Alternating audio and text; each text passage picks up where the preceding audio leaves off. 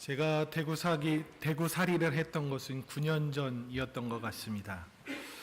그때 대구살이를 하면서 놀랬던 게 있습니다. 감탄을 하면서 즐겼던 게 있는데 그것은 바로 뭐냐면 대구 과일을 먹으면 맛있다는 것입니다. 사과도 맛있고 참외도 맛있고 단감도 맛있고, 사실 대구에서 재배한 게 아니라 인근에서 한 것이죠. 그런데 충청도에 있는 제가 먹어봤을 때는 진짜 다 맛있습니다. 근데 저는 맛있는데 대구 분들은 인정을 안 하시더라고요. 목사님, 예전에 비하면 맛있는 것도 아니에요. 그땐 더 달았어요. 지금은 맛없어요. 이렇게 얘기하시는데 제가 하도 그렇게 들으니까 진짜인 줄 알았어요. 그래서 대전으로 또 갔잖아요. 대전으로 가서 또 먹어봤는데 대구가 맛있어요. 그래서 가을이 되면 제가 이제 한번 능금시장, 칠성시장에 있는 능금시장 가서 낙과 있잖아요. 이제 떨어진 과일들, 그게 훨씬 더 맛있어서 그거를 이제 나무 괴짝으로 한 박스를 사다가 또 먹으려고 지금 기대하고 있어요. 왜냐하면 예전에 한번 그렇게 해서 사다 먹었는데 아이들도 많으니까 풍요롭게 먹어도 충분하더라고요. 그것 때문에 또 이제 또 능금시장 가야겠다 이런 생각을 하고 있습니다. 여러분, 대구 과일이 왜 달까요? 왜 맛있을까요? 사실은 토질이 좋아서 그럴까요?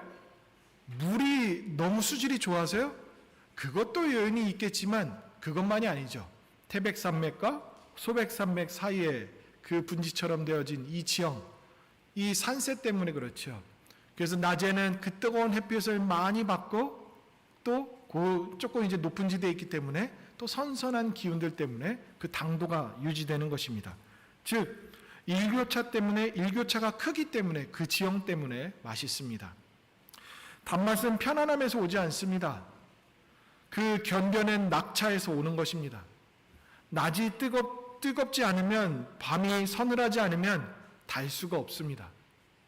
그래서 그 열매가 지나온 뜨거운 낮과 서늘한 밤이 전부 들어있는 견딤의 흔적이 바로 단맛입니다. 여러분, 신앙도 그렇습니다.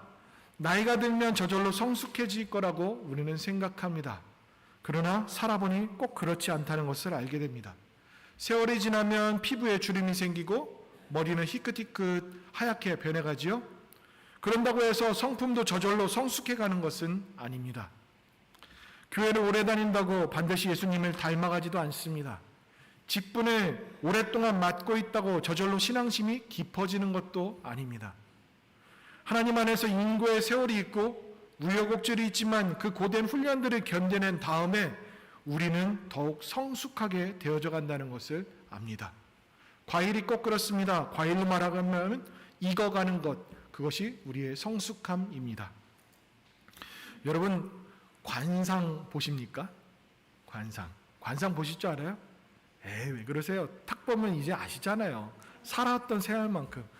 여러분들도 저 보면은 이미 얼굴로 이제 말하는 그 습관이나 그런 것들로 이미 저 다 파악하셨잖아요. 그죠? 그것처럼 우리는 살다 보면 그런 데이터들이 쌓여집니다. 관상은 수많은 사람들이 만나면서 체득되어지는 눈이지요. 말, 표정, 그 내면까지도 우리는 읽어볼 수 있도록 합니다. 그 얼굴 생김새와 이목구비 때문에 그렇습니다. 그것을 가지고서 성격, 기질, 건강들을 가늠해 보는데 사실 관상은 그 관찰 학문으로 들어갑니다. 사주팔자나 점괘하고는 다른 것으로 들어갑니다. 그것처럼 우리는 신기하게도 많이 만나보고 그러면 대략 이럴 것이다 라는 가늠이 되어지고 추측이 되어집니다. 그런 것들처럼 우리가 살다 보면 사람들을 보면 겉으로 보여지는 그것으로 그게 전부이구나, 그게 맞구나 라고 할 때가 있습니다. 감사를 품고 사는 사람은 얼굴과 말에 감사가 배어나오기 때문에 그렇습니다. 그리고 원망을 품고 사는 사람은 표정과 그리고 혈색부터 다릅니다. 어둡고 그리고 무엇인가 수심이 가득한 얼굴들로 가득합니다. 기쁨이 가득한 사람은 표정부터 환하게 미소 짓고 그리고 빛나기 시작합니다. 그래서 우리는 그냥 보여지는 얼굴 그리고 그 옷 입는 옷맵새 이런 것들로다가 그 내면의 깊은 것까지도 우리는 가늠해 봅니다. 그 안에 있는 것이 밖으로 배어나오는 것이죠. 애써 감추려고 해도 감춰지는 것도 아니고 의도적으로 만들어서 그것을 발산하려고 해도 발산되어지지 않는 것, 그런 것들입니다. 오늘 말씀은 우리에게 묻습니다. 너는 단맛을 내는 과일처럼 좋은 사람으로 성숙해져 가고 있느냐라고 묻습니다. 익어가고 있냐라는 것이죠. 그리고 천국 백성으로서 잘 익어가고 있느냐라고 묻는 것입니다. 여러분, 오늘 보면 마태복음 13장은 하나님 나라의 비유에 대해서 설명되어지는 가운데서 한 일부분입니다. 바로 앞서서 씨 뿌리는 자의 비유가 나옵니다. 좋은 밭, 그리고 길가, 가시던 밭, 그 모든 것들의 마음의 상태에 따라서, 말씀이 심겨졌지만 그 마음의 상태에 따라서 열매를 맺는다라는 것에 대해서 얘기하는 것이죠. 그러면서 이 가라지 비유는 무엇이냐면 단순히 마음의 상태를 얘기하는 것이 아니라 그것보다 훨씬 더 포괄적인 것을 얘기해 줍니다. 하나님 나라가 자리 잡고 있는 이 세상의 현실까지도 얘기해 주는 것이 바로 이 비유입니다. 오늘 본문 24절 말씀 보시면 거기에서 얘기합니다. 예수님께서 그들 앞에서 얘기하십니다. 또 비유를 들어 이르시되 천국은 이러면서 뭐뭐만 같으니 이렇게 얘기합니다. 천국에 대한 이야기입니다. 그런데요, 천국 하면 우리가 내세, 즉 이 땅이 아니라 나중에 들어갈 천국에 대해서 우리는 쉽게 생각합니다. 그런데 오늘 본문에서 나타나 있는 이 천국 비유는 단순히 우리가 장착할 내세를 얘기하는 것이 아니라 이 땅에서 살아가는 이 하나님 나라에 대한 이야기들을 해주는 게 더 분명하다라고 할 수 있습니다. 천국의 개념도 세분화되어지면 하나님 나라의 그 신학적인 관념으로 더욱더 들어갈 수 있기 때문에 그렇습니다. 한번 보실까요? 마태복음 13장 38절 말씀에 보시면 밭은 세상이요 좋은 씨는 천국의 아들들이요 가라지는 악한 자의 아들들이요 라고 얘기합니다. 여러분 생각해 보십시오. 천국, 그래서 우리가 장차갈 그 천국에, 근데 여기에서는 악인들을 얘기합니다. 천국에 악한 사람들이 들어갈 수 있을까요? 그렇죠. 그러니까 여기에서는 천국 비유라고 하기에는 그거보다 하나님 나라에 대한 비유가 맞겠구나라는 것입니다. 악한 자들 천국에 들어갈 수 없습니다. 그렇다면 하나님 나라, 이 하나님 나라는 우리는 어떻게 이해할까요? 그래서 준비해 왔습니다. 화면 띄워주시죠. 도표를 하나 띄워드리겠습니다. 저게 책 한 권짜리 분량을 간단 명료하게 딱 표시해 놓은 겁니다. 보여드린 적도 있었을 것 같아요. 이미와 아직이라고 해서 이 땅은 타락한 이후로부터 사탄의 지배를 받고 살아갑니다. 그렇게 살아가는 이 시대에 주님이 오셨습니다. 예수님께서 초림, 즉 이 땅에 성육신하시고 십자가에 못 박혀 죽으셔서 그 사건 이후로부터 어떤 일들이 펼쳐지냐면 하나님 나라가 도래해서 이 땅에서 펼쳐져 가고 있습니다. 그런데요, 그 하나님 나라가 완성되는 시점이 언제냐면 주님이 다시 오시는 재림하는 그 시점입니다. 그래서 하나님 나라가 이미 왔지만 아직 오지 않았다라는 그 개념이 딱 저 표시입니다. 그렇다면 저와 여러분들은 어디 시점에 살고 있을까요? 초림 전인가요? 아니죠. 주님이 오신 그 이후죠. 그러면 다시 오신 그 후인가요? 아니죠. 그 사이입니다. 그렇기 때문에 사탄의 지배와 하나님 나라의 이 모든 통치가 같이 공존해 있다는 것입니다. 그래서 이 세상에는 악인들이 여전히 있고 선한 그 천국 백성들도 여전히 있으면서 그 안에서 우리가 거기에서 비비며 서로 살고 거기에서 구별되어지며 살아가야 되고 성화를 이루며 이 땅에 하나님 나라가 성취되어지도록 우리는 힘써야 되는 일꾼들로 살아가야 되는 것, 그것이 우리의 사명이라는 것입니다. 바로 저 이미지를 생각하는 것, 그것이 바로 오늘 가라지 비유에 대한 이야기입니다. 오늘 알곡과 가라지의 비유는 비록 천국 백성이 불의한 악인들과 이 땅에서 살아가지만 주님께서 주신 생명을 따라 점점 익어가야 하며 마침내 열매로 자신을 증명하는 인생이 되어야 한다는 것을 가르쳐주고 계십니다. 천국 백성을 완벽하고 훌륭한 사람이 되라라고 얘기하는 것이 아닙니다. 그의 나라와 그의 의를 구하는 사람이 되라라고 얘기하는 것입니다. 그 방향성 자체가 이 세상, 이 땅의 그 모습이 아니라 하나님을 향해져야 되고 하나님을 위해서 나아가야 되며 그리고 하나님의 인도하심에 따라 익어가는 사람이 되어야 한다는 것, 그것이 이 땅에서 좋은 씨로 심겨진 하나님의 사람들이라는 것입니다.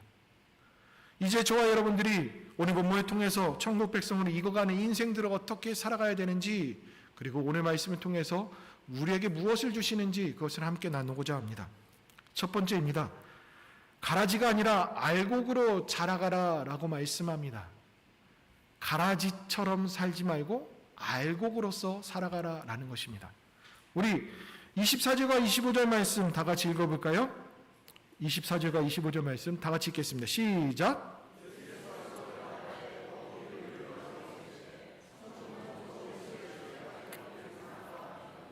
사람들이 잘 때에 그 원수가 와서 곡식 가운데 가라지를 덧뿌리고 갔더니, 예수님께서 비유를 얘기하시면서 좋은 씨가 제밭에 뿌려진 사람과 같다라고 얘기하면서 이 이야기를 해준 다음에 그 뒤에 이 짧은 이야기의 설명들을 하고 계십니다.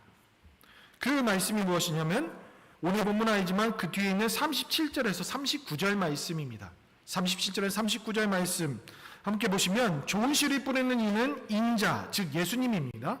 밭은 세상을 가리킨다라고 얘기하고요. 좋은 씨는 천국의 아들들이라고 얘기합니다.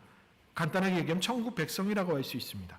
그리고 가라지는 악한 자의 아들들, 그냥 악인이라고 표현하면 더 쉬울 것 같습니다. 그리고 가라지를 뿌린 원수는 마귀라고 얘기하고, 추수 때는 세상의 끝, 심판의 날이라고 얘기하고, 추수꾼은 천사들이다라고 얘기합니다.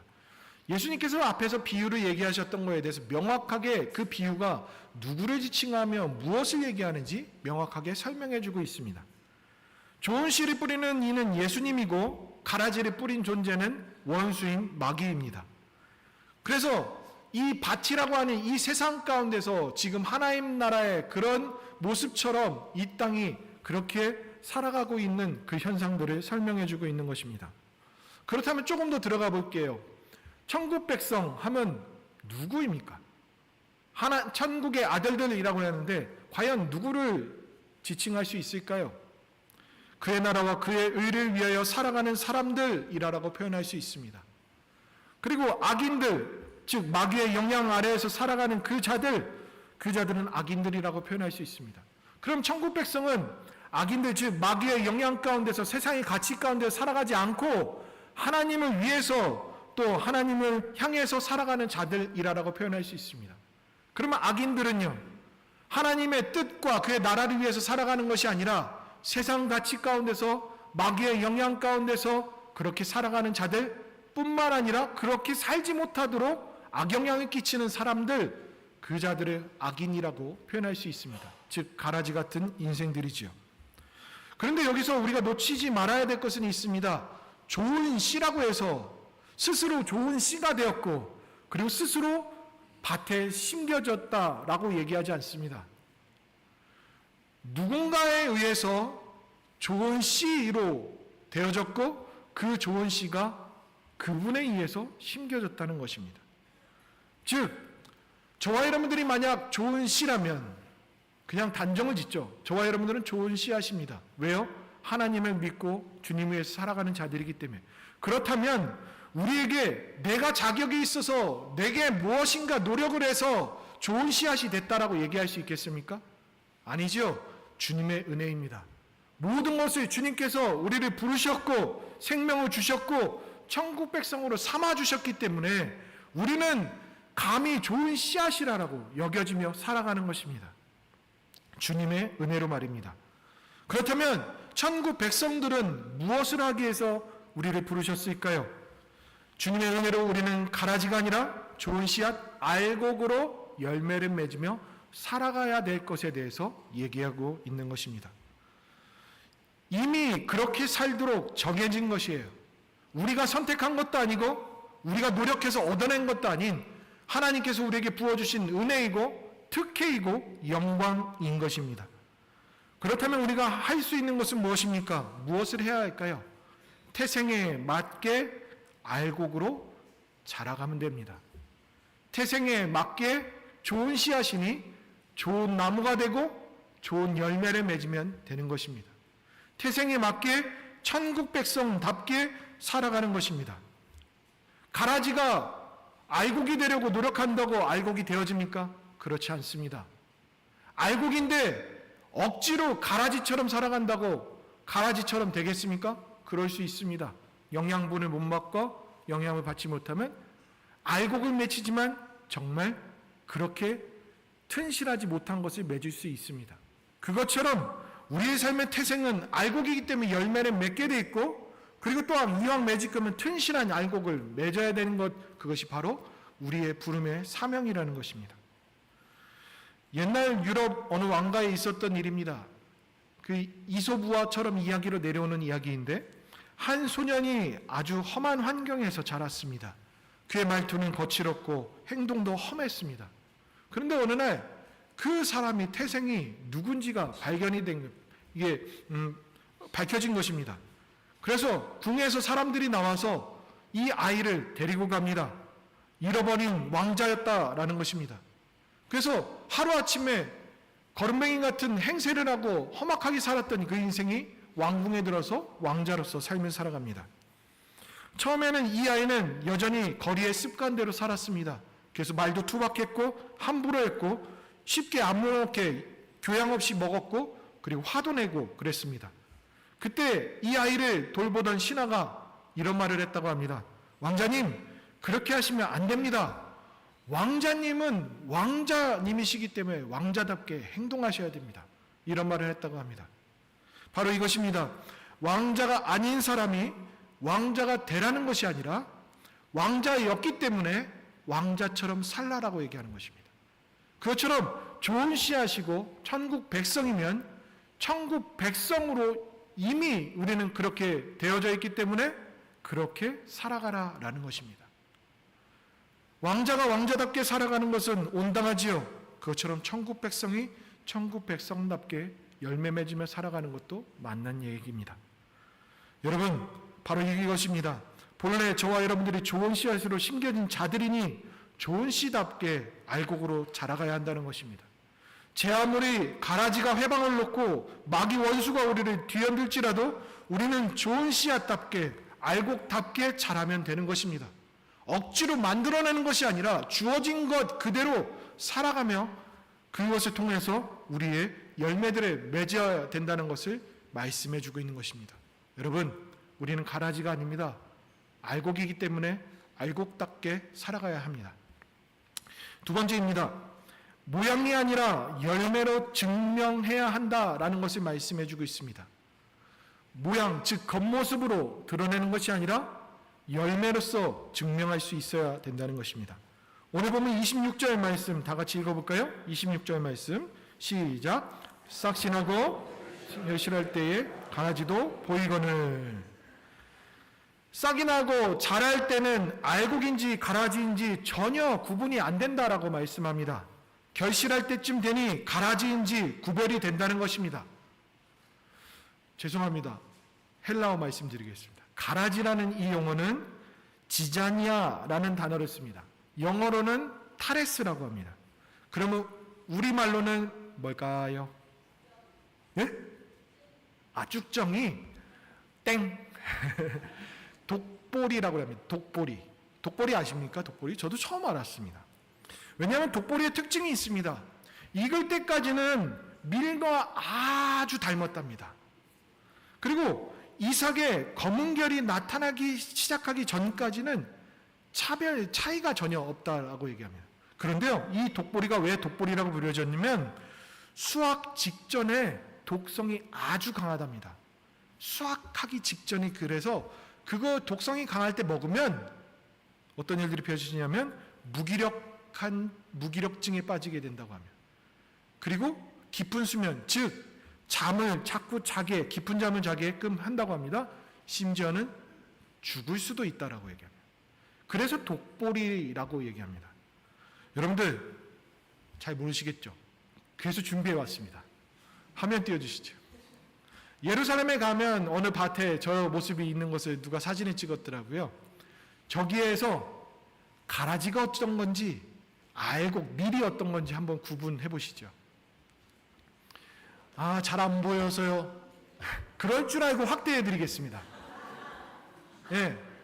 딱 보면은 뭐지 하는데 오른쪽 사진에 보면 아실 거예요. 타레스라고 돼 있어서 길쭉하게 그냥 풀처럼 이렇게 돼 있는데 거기에도 열매가 있습니다. 근데 빈약합니다.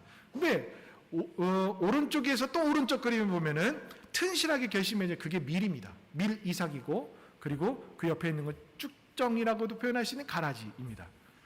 저것처럼 자라날 때 모르는데 열매가 맺어지고 나니 확연하게 차이 나는 것입니다. 그리고 그냥 단순히 열매가 안 맺어진 게 아니라 자신의 독성을 가지고 다른 사람을 해하게 하는 그 역할까지 하는 게 독보리라는 것입니다. 그래서 저는 신기했습니다. 와, 우리 예수님 어떻게 그 풀을 보고서 이렇게 적절하게 영적인 것들을 이렇게 비유를 하실까 싶었습니다. 왜냐하면 가라지는 영적으로 무기력하게 만듭니다. 그리고 영적으로 침체하게 만들고요. 그리고 영적으로 생명을 잃게끔 하기도 합니다.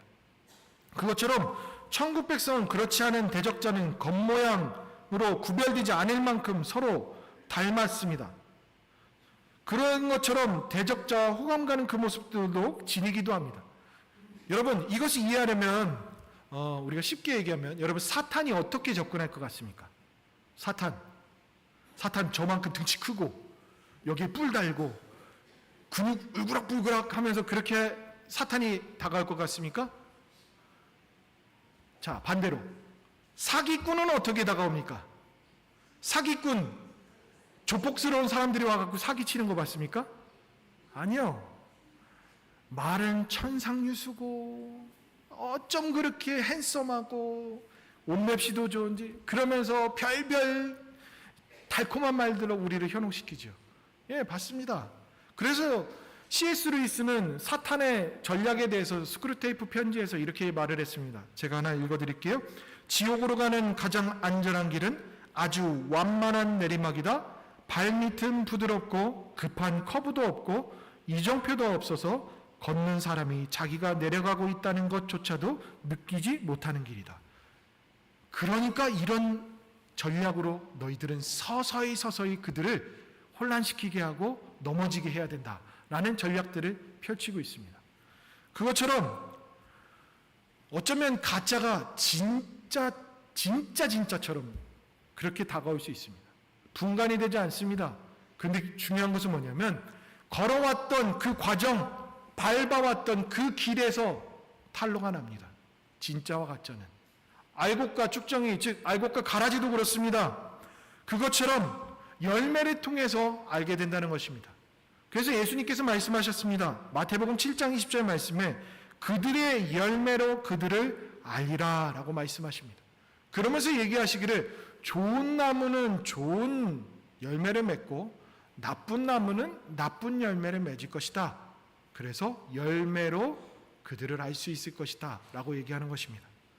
그런데요, 천국 백성은 열매로 증명되는 법인데 우리가 그 열매에 대해서 좋은 열매를 맺으려고 우리가 생각하지 못하면 우리는 세상 가치 가운데서 살아갈 수 있는 위험 요소가 얼마든지 있다는 것입니다. 왜요? 지금은 사탄의 지배와 하나님 나라의 통치가 같이 공존되어 있기 때문에 그렇습니다. 그래서 우리는 이 세상의 수많은 가치로 증명하는 것이 아닙니다.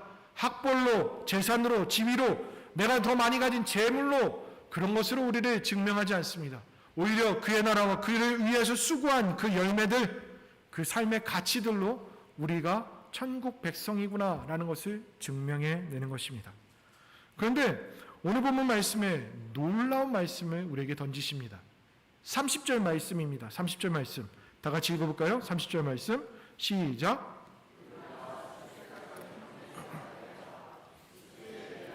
추수꾼들에게 말하기를 가라지는 먼저 거두어 불사르고 불사르게 단으로 묶고 곡식을 모아 내 곡간에 넣으라 하리라.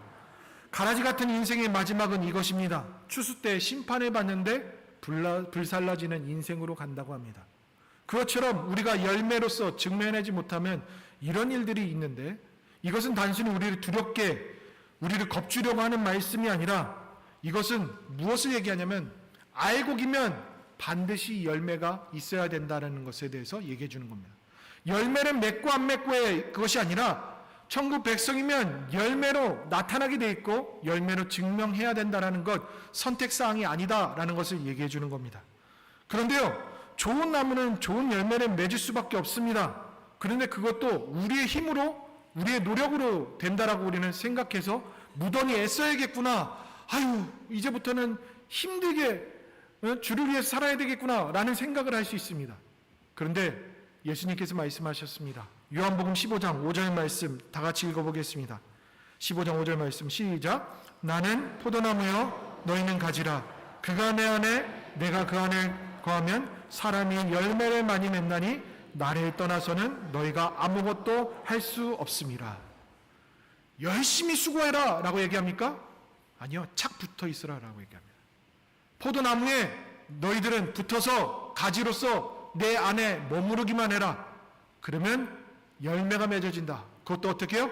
많은 열매가 맺어진답니다. 바로 그것입니다. 우리는 그리스도 안에 있으면 됩니다. 그리스도 안에서 주님이 주시는 그 사명, 주님이 주시는 감동, 주님이 주시는 인도하심 따라 순종하면 됩니다. 우리가 더한 것을 애쓰고 더한 것을 뭔가를 하라는 게 아닙니다. 새로운 것을 착안하고 그것을 계획을 하고 그것을 프로젝트를 만들어서 하라는 것이 아닙니다. 주님 안에 있으면 주님께서 그렇게 이끌어 가신답니다. 그렇다면 우리가 열매를 맺지 못하는 것은 무엇입니까? 주님 안에 머물기를 게을리했거나 머물지 않고 있거나. 주님 안에 머물러 있으면 열매 맺게 돼 있습니다. 우리가 주님 안에서 주님의 뜻에 순종하기 시작하면 열매 맺게 돼 있습니다. 그의 나라와 그의 의를 위해서 살아가게 돼 있습니다. 그런데 우리의 삶에서 그런 것이 아니라 오히려 가라지 같은 그런 모습들로 나타난다라는 것은 우리가 좋은 씨임에도 불구하고 그 가라지에 현혹되어져서 무기력하게 빠지고 우리는 그런 인생들 닮아가려고 하는 것과도 같습니다. 여러분, 주님께서 말씀하십니다. 우리는 열매로 증명할 수 있어야 됩니다.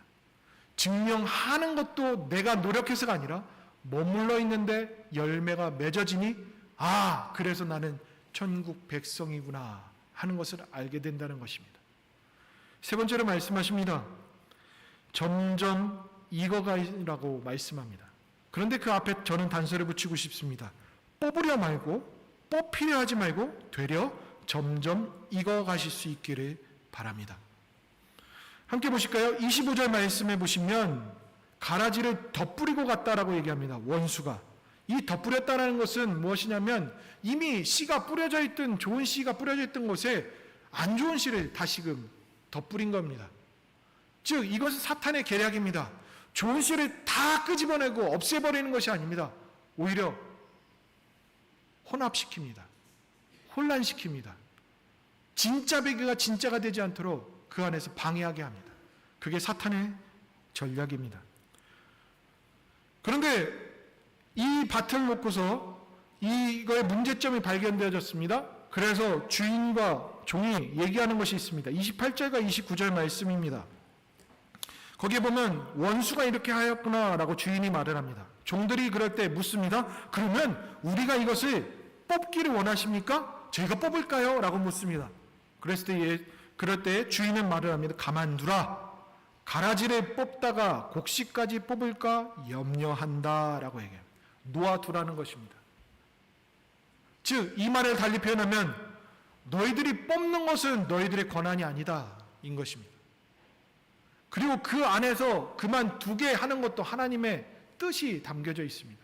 그러나 우리가 유념해야 될 것은 첫째, 우리의 권한이 아닌 뽑아내려고 애쓰면 안 됩니다. 즉 우리는 저 사람이 알곡인가? 저 사람이 가라지인가? 이것을 따지면서 이렇쿵 저렇쿵 얘기하면서 저 사람 정죄하고 뭐라고 판단하고 그것을 결정하고 이런 것은 우리의 소관이 아니라고 얘기해 줍니다. 두 번째로는 스스로 뽑히려고 하지 말라라는 것을 얘기해 줍니다. 즉 천국 백성임에도 불구하고 그리스도를 닮는 제자로서 삶을 살지 않고 열매를 맺지 않는 것, 그것은 스스로 가라지처럼 되는 것입니다. 좋은 것을 가지고 있으면서도 열매를 맺지 못하는 것은 가라지와 똑같이 되어져 가는 겁니다.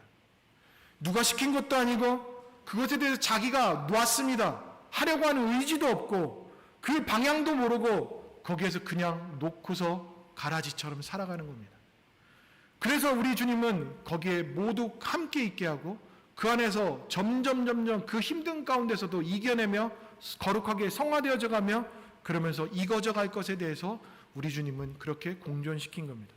우리는 천국 백성으로서 이 땅에 살아갔을 때 세상이 현혹되어져서 주저앉아 버리면 안 됩니다. 어떻게 해서든 이겨내야 됩니다. 어떻게 해서든 더 단맛을 내고자 더 익어가기 위해서 힘써야 되는 것입니다. 우리는 성숙해져 가야 합니다. 더욱 익어가야만 합니다. 그것을 통하여서 열매를 맺고 선한 영향을 끼쳐야 하는 것입니다. 그래서 우리는 제자로서 전국 백성으로서 그리고 열매를 맺으며 살아가야 한다는 것을 말씀해 주고 있습니다. 말씀의 결론을 맺겠습니다. 여러분, 우리가 사는 이 세상은 알곡도 가라지도 함께 있는 세상입니다. 이미 하나님 나라는 도래했습니다. 그러면서 우리는 그 하나님 나라의 통치를 통해서 우리는 하나님 나라를 이미 경험하고 살아갑니다. 그러나 그것으로 끝이 아닙니다. 그거 경험하고 맛봐라 하는 것으로 두는 것이 아니라 너희들이 여기에서 하나님 나라를 더욱더 확장시킬 것에 대해서 힘써라. 그리고 너희들은 열매를 맺어서 가라지와 구별되어짐으로 선한 영향을 끼쳐라. 그러면서 내가 너희를 일찍 부른 이유는 제자로서 삶을 살며 복음 전파를 하며 이 땅에서 하나님의 선한 영향을 너희들이 펼쳐라 라고 해서 우리를 부르신 것입니다. 그래서 말씀하십니다. 천국 백성은 알곡으로 자라가야 합니다. 그리고 천국 백성은 겉모양으로만 그럴싸한 것이 아니라 열매로 증명할 수 있어야 합니다. 그리고 점점 익어가야 한다는 것에 대해서 말씀해 주고 있습니다. 여러분, 저와 여러분들은 좋은 씨앗입니다. 그리고 좋은 나무가 될 것이고 좋은 열매를 맺게 되어 있습니다. 그렇다면 이제부터라도, 아니 지금까지 해오셨던 것처럼 더욱더 주님 부르시는 그날까지 그 사명들 잘 감당해서 제자로서 끝까지 섬기시고 충성을 다하며 주님께 부름받는 저와 여러분들 될 수 있기를 바랍니다. 기도하겠습니다. 살아계신 하나님, 알곡과 가라지의 이 비유를 통하여서 우리들의 삶을 들여다봅니다. 이 땅에 하나님 나라가 도래하면서 이 땅에 천국 백성으로 부르셨고 이 땅을 하나님의 역사 가운데서 쓰임받는 저희들이 일꾼으로 세워주셨다는 것, 그 모든 것들을 다시금 되새깁니다. 하나님, 이 땅에 가라지처럼 스스로 내버려두지 않게 해주시고 가라지와 같은 인생들을 살아가지 않게 하시고 전국 백성으로서 주님의 뜻과 주님의 의와 나라를 위해서 힘쓰며 살아가는 저희들이 되게 하여 주옵소서. 그런 인생을 살아갈 때 열매를 맺게 하시고 주님 안에 있을 때 수많은 열매들이 우리들이 증명해내며 그리고 이 땅은 주님의 통치로 인해서 더욱더 하나님께서 원하시는 그 일들이 펼쳐져 갈 수 있도록 은혜를 베풀어 주시옵소서. 예수님의 이름으로 기도드리옵나이다. 아멘.